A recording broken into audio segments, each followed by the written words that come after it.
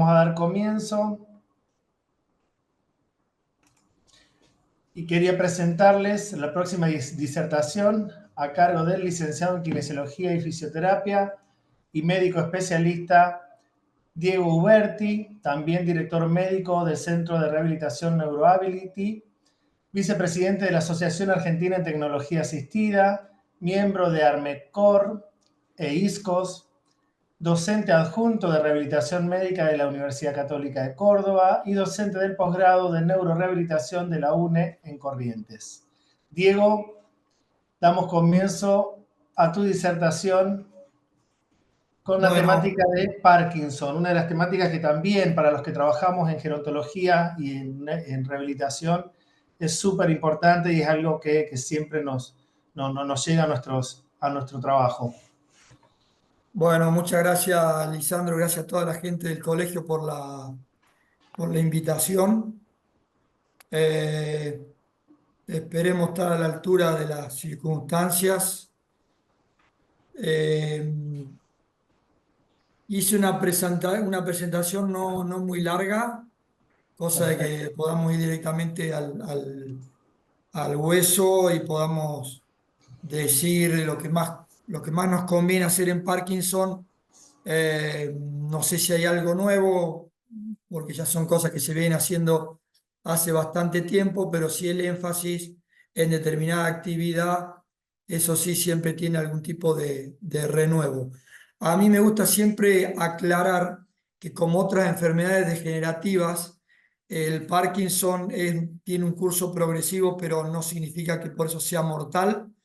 Es decir, que no todas las personas con Parkinson y cada vez menos se terminan muriendo por la misma patología, como si hay otras entidades nosológicas degenerativas que lo son al corto plazo.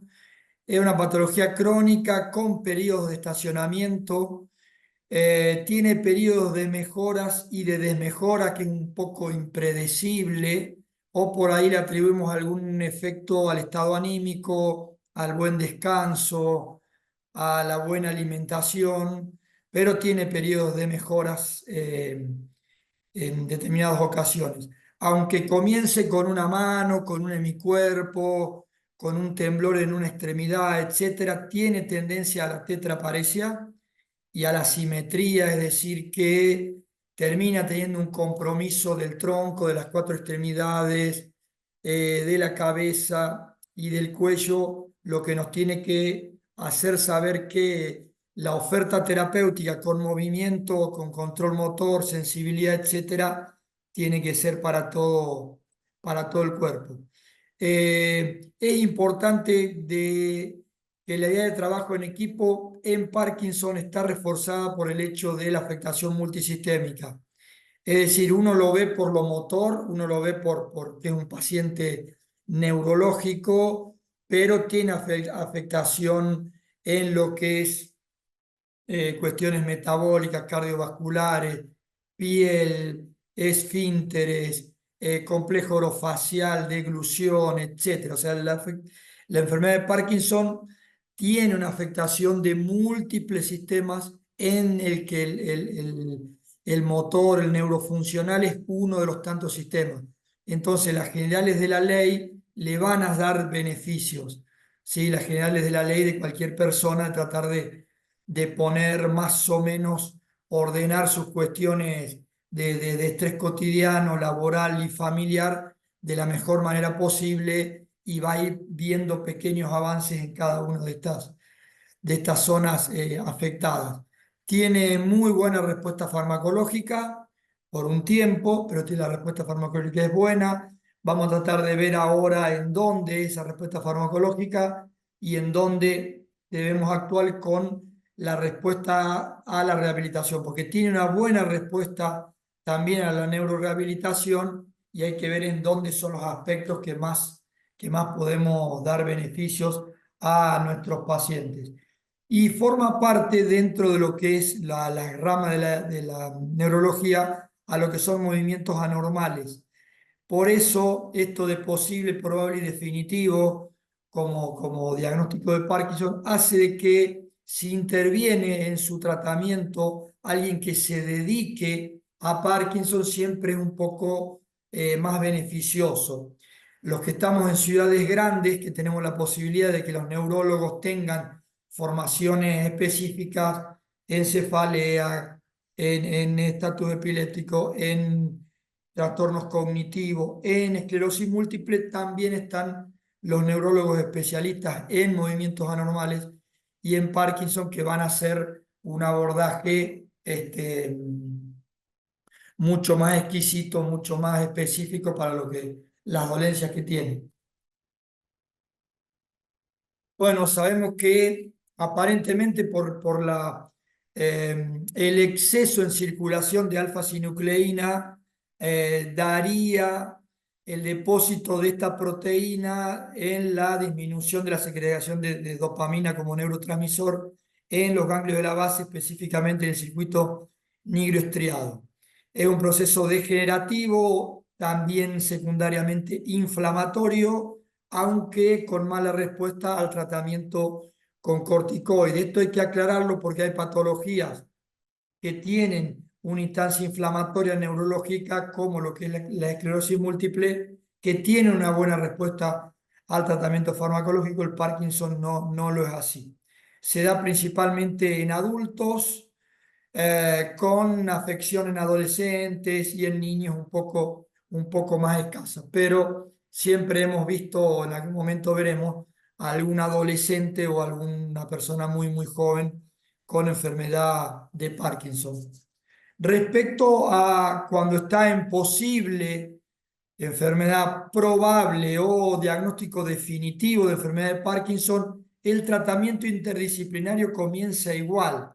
No es que nos vamos a quedar esperando a ver si termina siendo la enfermedad de Parkinson como tal, o un Parkinson Plus, o un parkinsonismo, o un síndrome parkinsoniano por X causa. El abordaje interdisciplinario comienza igual, en el posible, en el probable y en el definitivo. No hace falta tener el diagnóstico definitivo para comenzar el tratamiento. Esto es porque entre estas tres posibilidades muchas veces tiene que pasar tiempo y síntomas que se terminen de definir. Y estos tiempos la gente la está pasando mal, la gente se siente con su limitación para lo cotidiano, para trasladarse en el espacio, para la problemática que tengan, en donde no podemos esperar a tener un sello, a tener un papel que diga, che, tenés esto para comenzar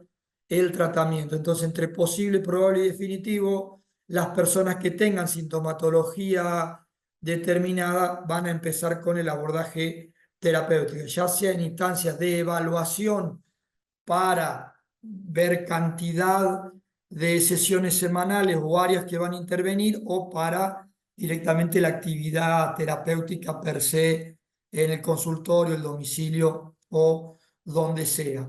Respecto a la enfermedad de Parkinson como tal, que es lo que voy a estar hablando yo hoy, los parkinsonismos y el síndrome parkinsoniano por determinada causa, el tratamiento neuroquinésico no se diferencia habitualmente.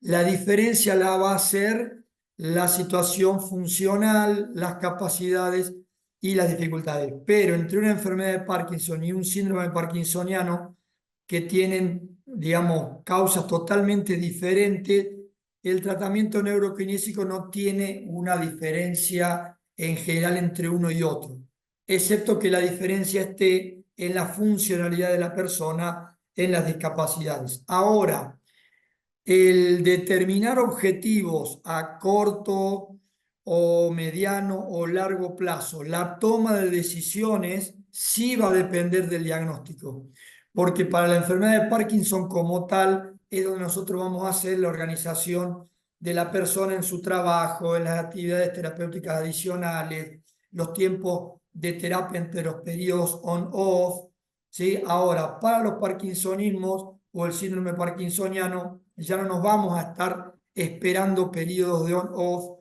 o no vamos a estar haciendo una organización general de la familia, sino que se va a buscar el poder cortar con la causa de la sintomatología del paciente. Entonces, El tratamiento neuroquinésico entre estas tres entidades no cambia mucho, excepto que la funcionalidad sea diferente, y sí cambia o sí es distinta la manera de ver el planteamiento de objetivos y la toma de determinadas decisiones, depende frente a qué estemos nosotros parados. Desde hace bastantes años se insiste que el Parkinson tiene esta especie de cuatro situaciones más habituales: la bradicinesia, el temblor, la rigidez y los problemas posturales, y como lo cognitivo-conductual se viene ganando su propio lugar en distintas entidades nosológicas, no fue distinto con Parkinson. Es decir, hoy de Parkinson se habla de 5 situaciones como focos centrales de la patología, y la quinta que se agregó es la cognitiva conductual. No es que todos los pacientes lo tengan, pero sí está claro de que el deterioro cognitivo es muy probable que termine apareciendo en forma no temprana, pero sí mediana de la patología, y entonces la idea es hacer el abordaje bastante rápido. Ahora, de las cuestiones motoras que más nos involucran a nosotros, la bradicinesia es la alteración más contundente y la que más disfuncionaliza a la persona. Entonces, el foco terapéutico, el foco de actividad con baja tecnología, con alta tecnología, de cualquier área que intervenga, el foco va a ser la bradicinesia, es decir, que el tratamiento terapéutico va a tener que tener cantidad, ¿sí?, de movimientos controlados, va a tener que tener cantidad de movimientos sensoriales o de movimientos con influencia sensorial, pero va a tener que tener cantidad. No estoy diciendo que lo pongamos en una batidora, pero la bradicinesia es el culpable de la rigidez, es el culpable de la inestabilidad postural, del freezing, es el culpable de la mayoría de las cuestiones que al Parkinson le termina ocasionando. Y eso se ha visto por diferentes cosas que ya la iremos viendo en el transcurso de la tarde. Ahora, de un extremo al otro, tenemos que posicionar dos situaciones para con nuestros pacientes. Estoy hablando de una enfermedad de Parkinson sobre un adulto mayor, en donde las cuestiones estructurales de la postura, las deformidades de la columna, del tronco superior, las retracciones, las posturas de cama de muchas horas al día, las limitaciones de glutoria, bueno, me manejan el cuadro, tengo un abordaje terapéutico, ¿sí? O estoy hablando de un paciente con Parkinson relativamente funcional, un paciente con Parkinson que es autónomo, que tal vez maneja auto, que anda por la vida haciendo las cosas que puede o las cosas que le gustan hacer. Yo el tratamiento principal que voy a hablar ahora es del Parkinson que todavía está funcionante, del Parkinson que todavía está tal en su casa o donde viva, pero que es relativamente funcional. Y tal vez en algún momento decimos algo de el Parkinson un poco más extremo, que ya tiene mucho tiempo de evolución, que la farmacología no le genera mucho cambio, la cirugía tampoco le ofrece mucho, y por ahí tiene más de adulto mayor que de Parkinson como tal. Entonces pasa la cuestión terapéutica, continúa obviamente, pero pasa a situaciones de más movilidad pasiva, más movilización transversal de la musculatura, cuidados posturales dentro y fuera de terapia, etcétera. Un acompañamiento a tratar de llevar de la mejor manera toda esta sintomología tan fuerte, insistiendo en el abandono de la cama y mantener algún tipo de marcha, que si no es funcional, por lo menos que camine, que dé unos pasos. Pero hoy me voy a referir principalmente a los Parkinson más funcionales. Los recursos terapéuticos para Parkinson como tal Son tres focos: la farmacología por un lado, la neurorehabilitación con equipo interdisciplinario por otro lado, junto con la farmacología, y la cirugía, ya sea la cirugía ablativa o los neuromoduladores. No voy a hablar nada de esto ahora porque no viene al caso, pero una cosa que hay que aclarar: la cirugía y los neuromoduladores no curan la enfermedad de Parkinson, mejoran determinados síntomas, pero en un Parkinson avanzado, en donde fármacos ya no hace tanto efecto y la neurorehabilitación la va corriendo desde atrás. Ahí, si tengo determinado puntaje en el UPDRS, en el punto 3, digamos, el que corresponde a neuroquinesiología, y altas dosis de L-Dopa, bueno, pensemos en la cirugía, sin problemas psiquiátricos, sin problemas cognitivos importantes. Pero la cirugía a veces hace un ruido en las familias, en los pacientes, que como la medicina alopática con cirugía soluciona muchas veces cosas de forma radical, en otra también mete la pata de forma radical, pero como a veces soluciona cosas de cuajo, se piensa o está el mito de que en Parkinson está pasando lo mismo. Todavía no es así, ni de la década del 80 que se empezó con las primeras cirugías a la actualidad hay, digamos, mejoras con la cirugía, pero no tienen que ver con la cura de la patología. Y obviamente no es para pacientes que están debutando con la enfermedad. Los mismos cirujanos que hacen Parkinson te dicen: tengo mucha consulta de paciente nuevo que le diagnosticaron la patología hace meses, un par de años, y vienen a buscar la cirugía como para solucionar su problema, y eso no termina ocurriendo.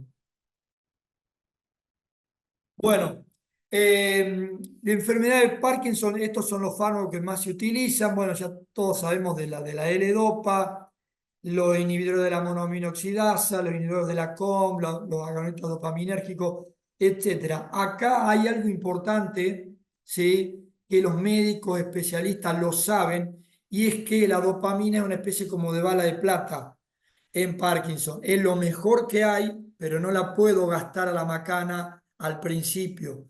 Entonces, habitualmente se empieza con agonistas dopaminérgicos o con anticolinérgicos que dan mejoras, sí, que evitan la quelación de la dopamina a nivel periférico, ¿sí? Y se espera para L-Dopa, para cuando haya más síntomas, etcétera, etcétera, porque se sabe que a 10 a 15 años de usar el EDOPA, esto genera plasticidad neuronal y genera parkinsonismo, genera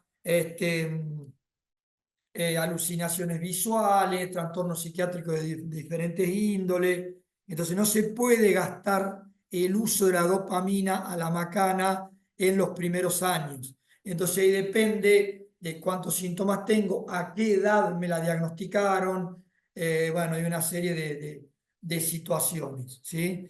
Esto es importante para saber y para tranquilizar un poco a los pacientes que a lo mejor quieren el EDOPA de entrada para estar mejor, y eso al mediano plazo le va a traer problema. Ahora, ¿qué nos interesa a nosotros como kinesiólogos fisiatras, como fisioterapeutas? ¿Sí? ¿En dónde ayuda y en dónde no ayuda, ¿sí?, la farmacología? La farmacología es efectiva en el síntoma principal, que es la bradicinesia, en el temblor, en cierta manera en la rigidez y en las disquinesias también.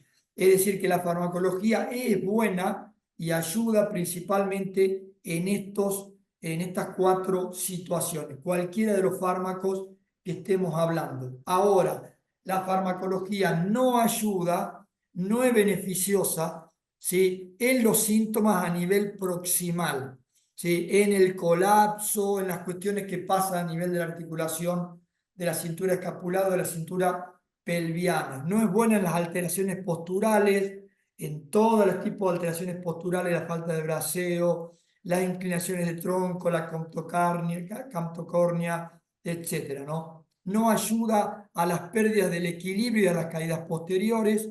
¿Sí? Farmacología o la neurología le pide a la neurokinesiología, che, denme una mano en la marcha, porque la marcha del parkinsoniano no va a mejorar por fármacos y sí va a mejorar por el entrenamiento o el trabajo de determinadas estructuras con esta patología. Y tampoco disminuye la imantación o el freezing a la hora de iniciar la marcha o de hacer algún giro, cambiar de tipo de piso o pasar por determinado lugar. Entonces, el foco terapéutico para acompañar a lo que los fármacos potencian o tratan a la enfermedad tiene que ver con las cuestiones a nivel proximal, las cuestiones de equilibrio, de marcha, ¿sí? Y todo el trabajo postural dinámico que podamos hacer con un paciente con Parkinson. Vamos a algunas sugerencias terapéuticas. ¿Sí? Desde hace mucho tiempo, más o menos la primera publicación fue de la década del 60, ¿sí? Que abrieron la ventana terapéutica del Parkinson con actividades que van más allá de la rehabilitación neurológica, como es las artes marciales y la danza. ¿Sí? Este trabajo de Valverde y de Flores García del 2012 sí vio 314 trabajos de los efectos de la danza en los pacientes con Parkinson. Ustedes sean libres como profesionales, si quieren usar música en su momento terapéutico, úsenlo. Yo me refiero a que estos efectos es para tenerlo en cuenta en la actividad terapéutica o que el paciente adicione o agregue a su actividades generales la práctica de actividades que tengan, ¿sí? Una especie de coreografía que sea repetida, ¿sí? Que sea simétrica, que acompañe a una danza, que la repita un día, otro día, que el paciente esté viendo a otro moverse, hacer más o menos su actividad, o esté viéndose él u otros en un espejo, ¿sí? Y que siga a lo que le dice el profesor, es decir, escuchar la orden, la sugerencia, los cambios y voluntariamente tratar de cambiar. ¿Sí? Este otro trabajo también del karate de Demen Zimmer es bastante interesante, toma a muchos pacientes. Lo único que este trabajo en sí lo compara, yo me di cuenta al final del trabajo, que lo compara con personas que no han hecho terapia. En cambio, hay otros trabajos de karate, otro trabajo de danza que los comparan con la rehabilitación neurológica o con la neurorehabilitación de consultores. Esto ya te dice que si vas a ver un paciente parkinsoniano, agranda tu consultorio o anda a un lugar amplio, anda pensando en moverte junto con el paciente, anda pensando que la actividad va a tener cambios de postura, va a tener giros, va a tener mucha facilitación, va a tener que tener bastante dinámica con control, bastante dinámica con participación de la actividad voluntaria de parte del paciente, es decir, que esté pensando que sean actividades automáticas, pero que haya una especie de control cognitivo, que ya vamos a explicar esto de los reforzadores externos o por qué tiene que ser de esa manera. Los reforzadores externos no son otra cosa que un puente cognitivo a la actividad motora. El ser humano en general se mueve un poquito voluntariamente, casi todo por automatismos, en una base de reflejos. Es decir, los reflejos son la base del movimiento, los automatismos es lo que hacemos permanentemente y voluntariamente tomamos algunas decisiones, ir, no ir, alcanzar, esquivar, bueno, etcétera. Pero la mayoría de las cosas son automáticas. En patología de los ganglios de la base, en patologías como el Parkinson, está visto que cuando la voluntad, es decir, el pensar en la actividad, no hablo de una concentración de desarticular bombas, ¿no? Pero cuando estoy usando la voluntad como parte de las actividades, realizo un puente ¿sí? Realizo una especie de puente salteándome a los ganglios de la base y esto hace de que las personas mejoren un poco, al menos mientras hacen la actividad. Esto no forma parte de lo que sería el movimiento normal o el control motor o el aprendizaje de habilidades con movimientos típicos, pero sí está visto que para el Parkinson todos los reforzadores externos es la gran estrategia, ¿no? Lo que siempre, por lo menos a mí de hace 30 y pico, 40 años en la facultad nos enseñaron de las marcas en el piso, de seguir el ritmo de las palmas, de seguir el derecha izquierda a la hora de caminar. Bueno, todas esas ideas que tienen muchísimos años, ¿sí? De estar en los circuitos de rehabilitación, tiene que ver con los reforzadores externos, ¿sí? De ahí a que todo donde haya movimiento, movilidad, actividades cognitivas conductuales, actividad física con control, generadores externos como elípticos, cintas, suspensiones, etcétera, todo eso va a ayudar y tiene que ser el foco del tratamiento. Y repito, tiene que haber una especie de participación voluntaria, no de aceptar el tratamiento, sino de que el paciente esté pensando o mirando para que sea una especie de doble tarea o de triple tarea cognitiva lo que el paciente esté haciendo en el momento. Es decir, que si se desconcentra, debería salir un poquitito peor. Eh, Esto tiene sus críticas, pero bueno, veremos por qué sigue siendo lo que más se recomienda en la actualidad. Entonces, los reforzadores externos tratan de tener una especie de feedback entre lo que el paciente hace, ve, siente, escucha y lo que él sigue haciendo. Son elementos o situaciones donde se resaltan actividades repetidas. Ojo con esto, no por repetidas tienen que ser aburridas, no por repetidas tienen que ser simplonas como abrir y cerrar la mano. Pueden ser repetidas y tener una determinada complejidad a la hora de poder seguir haciéndolas. Tienen que tener ritmo y pueden tener, ¿sí?, alguna variación impredecible. Esto vos fijate si tu paciente tiene la capacidad de bancarse las variantes inesperadas o no, o si tenés un paciente que te conviene quedarte en el surco de lo repetido, bueno, te quedarás en el ritmo de lo repetido sin meterle un cambio abrupto. Pero los cambios abruptos por la motilidad básica que participa convienen cuando el paciente está a la altura de poder seguir con la actividad. Pueden ser propuestas auditivas, pueden ser propuestas visuales, pueden ser propuestas heteroceptivas o pueden ser todas juntas a la vez.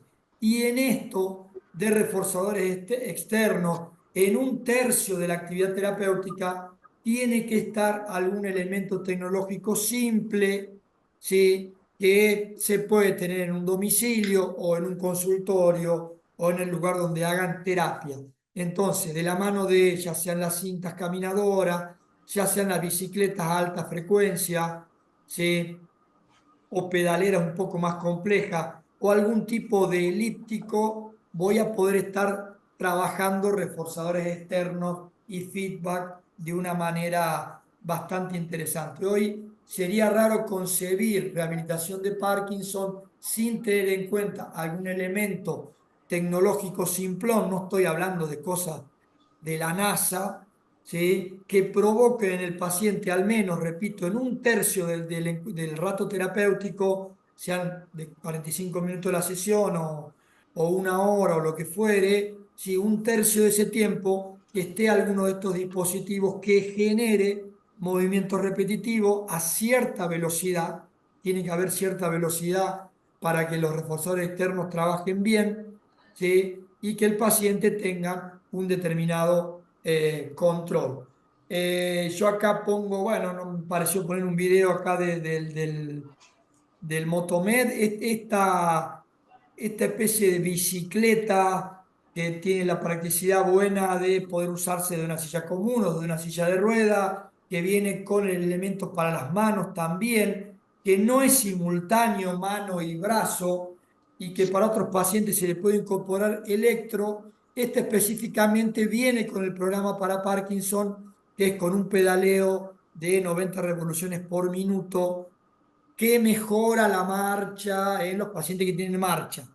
Si no tenés marcha, no la vas a lograr, ¿eh? No te va a regalar la marcha. La marcha te la da la patología casi siempre y Parkinson no es la excepción. Pero este es un buen elemento, ¿sí? Que el paciente con 3 veces a la semana que lo haga va a darle a un improve a la marcha que él tiene. Y por otro lado, la cinta. Acá en este video de cinta que puse, lo puse, bueno, para fanfarronear con unos marcadores que usamos nosotros, pero no tiene la velocidad que me gustaría a mí para un paciente con Parkinson.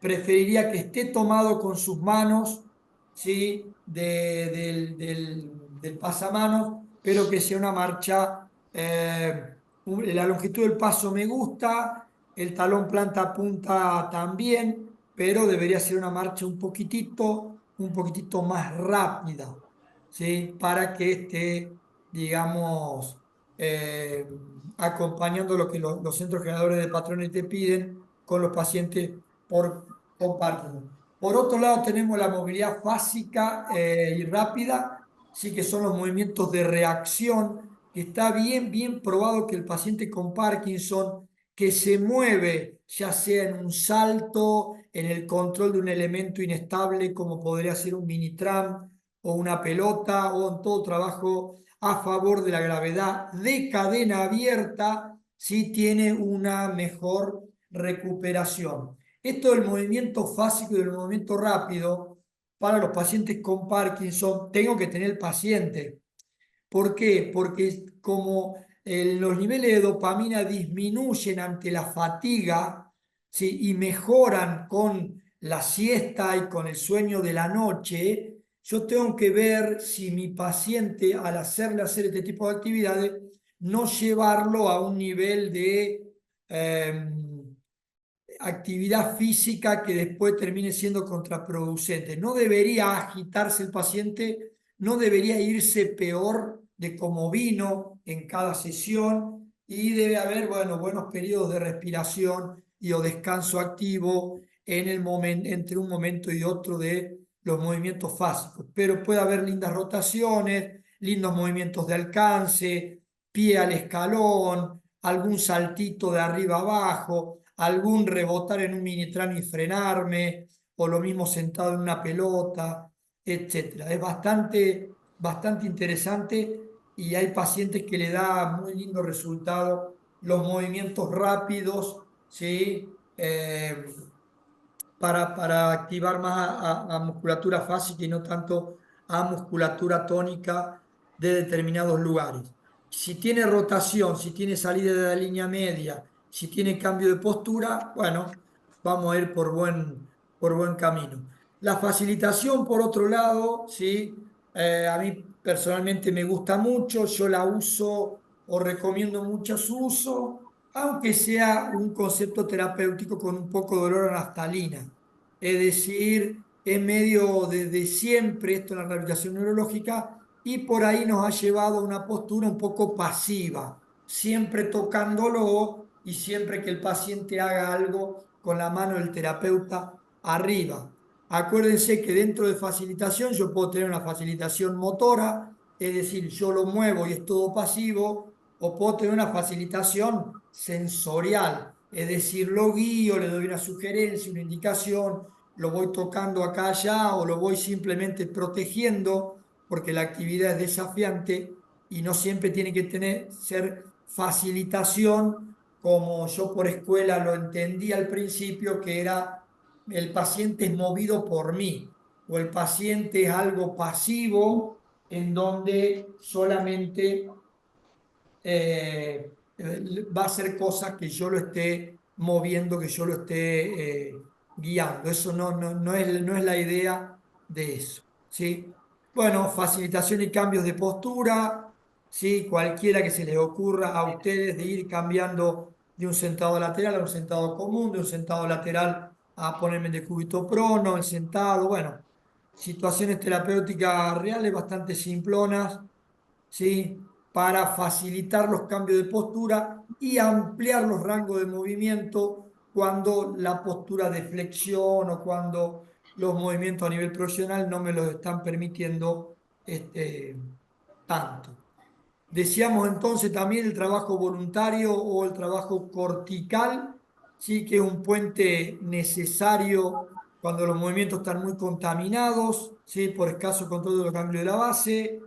Es una estrategia que mezcla la voluntad con conductismo. Esta es la contra que dicen algunos autores, che, ojo que en los reforzadores externos y el trabajo voluntario no recupera, sino que es compensatorio, sino que es puro conductismo compensatorio. Cuando yo lo saco, eh, deja de estar la mejora. Bueno, tal vez haya un poco de eso, lo veremos, pero yo creo que sigue siendo dentro de las estrategias más novedosas, que tenga esta idea, ya esté por cumplir unos 20 años, pero sigue siendo algo bueno de que el paciente voluntariamente tenga el tips para cuando se frena derecha y salir con el paso derecha, o las marcas en la ladera en el piso, o las marcas en el inodoro para salir caminando una vez que se paró, o al borde de la cama, ¿sí? O los bastones con LED para que le van marcando dónde tiene que ir el otro paso, ¿sí? Algunas de las ideas para que los pacientes puedan digamos, salir del momento que se traban a la hora de en una determinada secuencia motora. Bueno, también trabajo propioceptivo, ¿sí? Mucha información que pone al cerebelo en su máximo potencial, es decir, todo lo que sea un poco de ajuste, carga de peso, control del movimiento de agonistas-antagonistas, sujetar o estabilizar superficies móviles, también ayuda bastante a la hora de las mejoras de los pacientes con Parkinson. Acá en este caso, usando una tabla vibradora, una tabla osciladora, ¿sí? Unos 5 a 8 minutitos, si no tengo ningún tipo de elemento metálico en el cuerpo, suele darme una situación propioceptiva mejor para luego seguir con la actividad. Nosotros esto a veces lo usamos al principio, ¿sí? De la sesión, al principio de comenzar el tratamiento, porque pone al resto de las estructuras, al resto de la economía sensorial, perceptual y motora en una situación un poquitito mejor. Bueno, más o menos repetimos lo mismo: vaso, superficie móvil. Esto es medio chocolate por la noticia para los que están en rehabilitación neurológica. Capaz que en algún momento hicimos un poco sobreuso de esto. Cuatro palabritas de marcha y Parkinson, y luego vemos una situación particular de camptocornia. Digamos, un tercio de la actividad decíamos que tenía que estar con reforzadores externos. Bueno, un tercio tiene que estar caminando. Si tu paciente con Parkinson camina, tiene que haber marcha. No sé si salir a caminar afuera, no sé si caminar en el parque, pero tiene que haber actividades que tengan que ver con el caminar en la actividad terapéutica. Lo habitualmente que se ve es escasa extensión y escasa rotación de los componentes de la marcha, falta de ritmo, falta de secuencia, alguna alteración del equilibrio, y cuando la rigidez es lo que domina el cuadro, los cambios, digamos, visoelásticos de la musculatura. Y ahí, bueno, vos ya notás los músculos duros, no solamente la rigidez de la movilidad activa o pasiva, sino el músculo duro al tacto. Bueno, tendrá que haber un poco de terapia sobre fascia o terapia sobre la musculatura para ablandarla un poquito, ¿no? Para regularizar un poco este tono de agonistas y antagonistas. y específicamente en la marcha, trabajar con el inicio de la marcha, el paso pélvico, guiarlo de pelvis, ¿sí? Y hacer que el paso sea bastante largo desde la pelvis, insistir en la longitud del paso en marcha en cinta, en marcha afuera, insistir en mucho plano de movimiento, es decir, que el braceo esté presente, exagerado, por ahí es algo que no queremos con los EMI, con el Parkinson sí, y obviamente que la marcha como prerequisito tiene el poco gasto energético y así tiene que seguir. Tiene que ser una marcha de poco gasto energético, así como de que dije, che, trabajemos con la voluntad, ojo, que esta marcha no pierda el automatismo como tal para que el gasto energético o el trabajo cognitivo energético de la marcha no esté presente.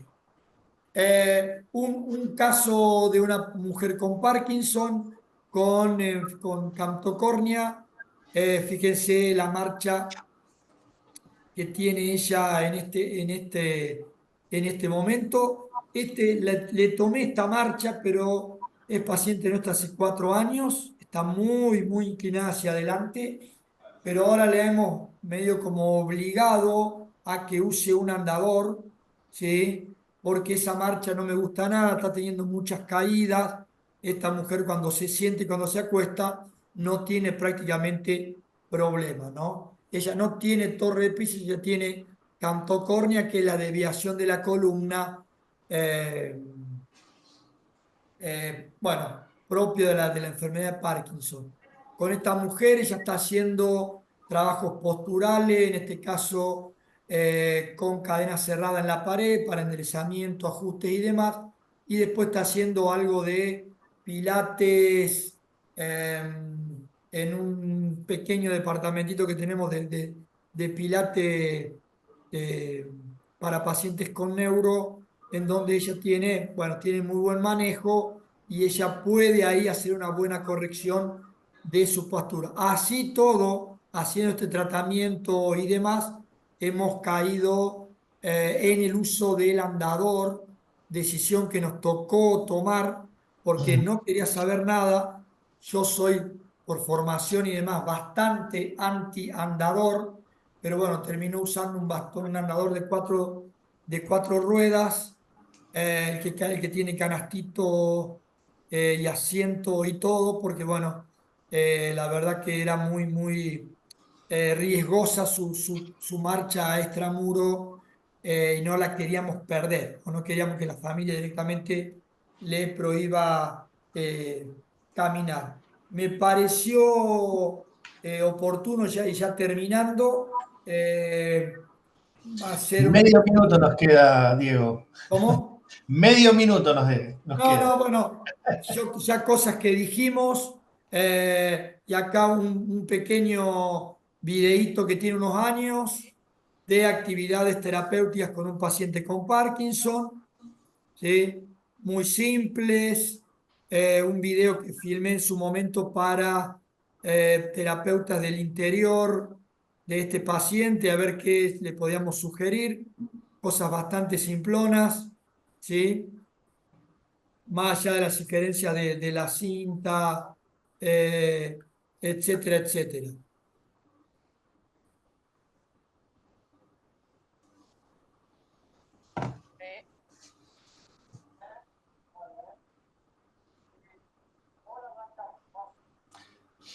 Cosas muy, muy, muy, muy simples en un paciente funcional.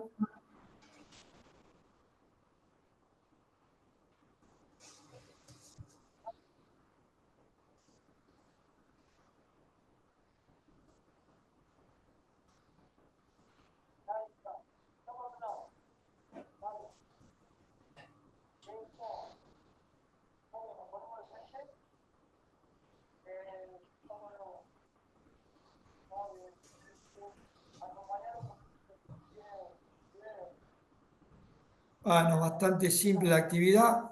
Luego nos pusimos, a mí estos movimientos básicos a mí personalmente me gustan. Para Parkinson, que los inicie, que los detenga y que los haga bastante libre. tanto de flexo-extensión de cadera como de aductores.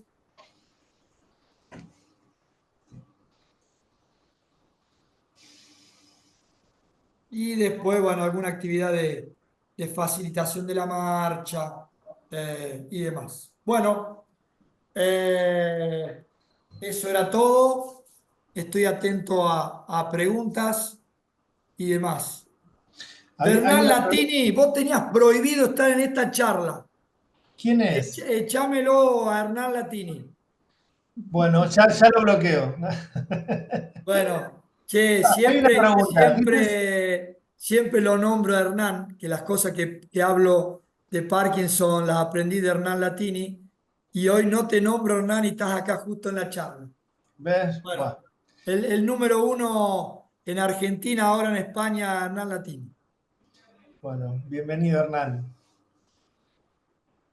Bien, acá hay Gracias, una muchas preguntita gracias. que te voy Mentira, a soy el leer. número Dice, uno si hay fanático de Diego. Hace más de 20 años que trato de no perderme ninguna charla y ningún curso.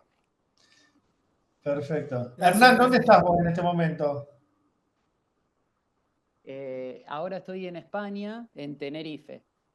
Qué Tenemos 4 bien. horas más que Bien. Argentina. ¿Estás ejerciendo allá como oficio? Sí, Qué bueno, qué bueno.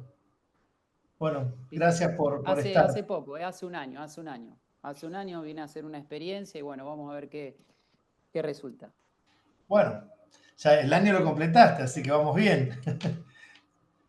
Bien, bueno, felicitaciones y éxitos. Leo una preguntita antes de cerrar para vos, Sí. Diego. ¿Hay algún horario luego de que tome la medicación que convenga realizar los ejercicios? ¿O algún tiempo después de la medicación? A ver, siempre tener en cuenta si el paciente está pasando por periodos on-off, ¿sí? No hacer terapia en el momento que el paciente esté peor. Habitualmente a la media hora el paciente está bien después de tomar su fármaco y entonces puede ser conveniente ese momento terapéutico. Ahora, la duda a veces es en qué usar los mejores momentos del día del paciente, si gastarlos en terapia o gastarlo en vida cotidiana. Tal cual. Es el punto ahí a resolver. Sí está claro de que si los pacientes están en determinado horario están muy mal, bueno, no va a convenir que hagan, sumémosle actividades de respuesta en ese momento. Ujú. No conviene. ¿Mm? Bien. Sí, inclusive a veces hasta los mismos pacientes suelen manejar. Yo me acuerdo hace muchísimos años atrás, una paciente que asistía al Hospital Misericordia, estoy hablando de muchos años atrás. Ella había elegido el horario de la mañana porque decía que se sentía tan bien después de realizar la sesión completa, que era hora y media de trabajo. Entonces ella prefería desayunar e ir a hacer la rehabilitación porque se mantenía o duraba mejor su día después. Lo manejaba así la misma paciente. Bueno, yo creo que preguntas, a ver si hay otra más, acá parece que sí. Dice, ¿cómo debemos adaptar la intervención fisioterapéutica en pacientes con disinesia incluidas por medicación? Inducidas, perdón, por medicación. Y yo creo, Hernán, que digamos, el primer foco es ver qué se puede ir cambiando de los fármacos, o sea, si son fármacos psiquiátricos, a ver si se pueden ir cambiando. Y después el abordaje terapéutico para mí no, en lo que es técnico no cambia. Sí cambia a la hora de la toma de decisiones para el manejo general de lo que se proponga con el paciente, pero técnicamente para mí no cambia respecto a si yo voy a hacer marcha o si yo voy a hacer movimientos repetidos, en eso no cambia. Ahora, si ya la intoxicación fue tal que las disquinesias son tan molestas, y bueno, capaz que hay que ir pensando en la propuesta quirúrgica. Si sospecha que son cambios reales, que la farmacología ya hizo cambios plásticos en el sistema nervioso. Bien, bien, bien, bien. Bueno, y después solo quedan agradecimientos. Gracias, Diego, que siempre es un placer escucharte. Te escriben por acá. Así que bueno, muchísimas gracias a todos los que están participando y a todas. Diego, un placer realmente que te hayas sumado a la jornada. Gracias. Yo como resumen, mira, había anotado mientras vos hablabas, había anotado cosas que me habían quedado de que uno lo suele hacer. Yo trabajo también en Geronto.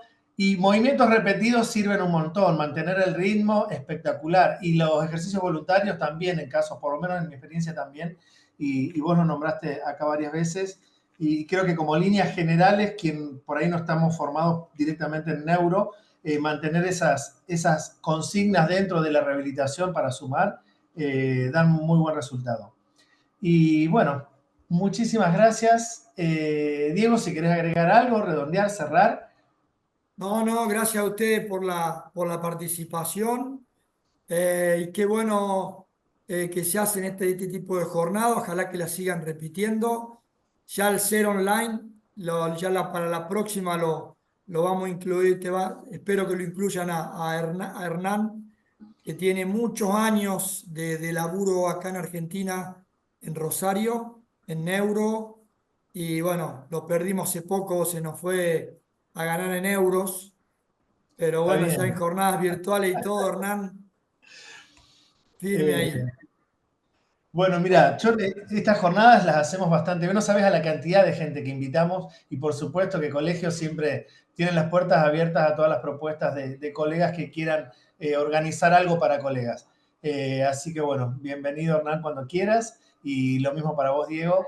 Lo habíamos charlado hace un tiempo atrás y bueno, acá estamos Bueno, muchas compartiendo gracias, muy una amable. charlita.